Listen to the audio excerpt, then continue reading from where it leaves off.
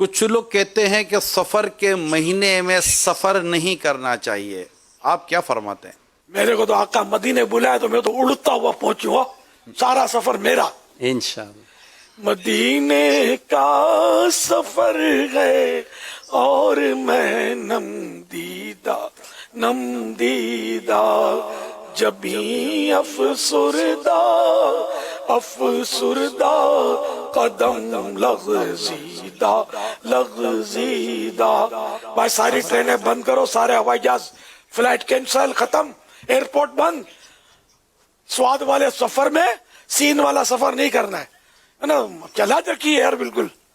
ہم تو انشاءاللہ سفر مدینہ بھی کریں گے، ماہ سفر میں نصیب ہوا تو، اور نصیب ہوا تو انشاءاللہ سفر بغداد بھی کریں گے، سفر کربلا شریف بھی کریں گے، اور سفر اجمیر شریف اور سفر بریلی شریف بھی کریں گے انشاءاللہ، اگر نصیب ہوا تو۔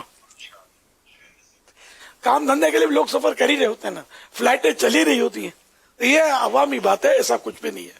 سفر میں کوئی نحوست نہیں ہے، سفر اچھا مہینہ ہے، بزرگان دین کے اس میں کتنے عرس ہو رہے ہوں، جیسے اعلیٰ حضرت کا عرس، ہم تو کہتے ہی ماہ رضا ہے، تو رضا تو برکتوں کا ایک مجموعہ اللہ نے عطا کیا، سراپا برکت ہے، تو ماہ رضا، تو یہ ماہ رضا منحوس کیسے ہو سکتا ہے؟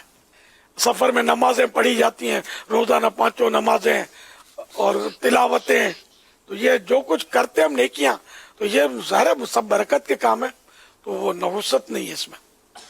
سال میں کوئی دن منحوس نہیں ہے، صرف وہ لمحہ، وہ گھڑی اس شخص کے حق میں منحوس ہے جس لمحے، جس گھڑی، جس وقت میں وہ گناہ کرتا ہے، اللہ پاک کی نافرمانی کرتا ہے، یہ بھی اس کے حق میں منحوس ہے، یہ گناہ کیوں کر رہی ہے، باقی برکت ہی برکت ہے۔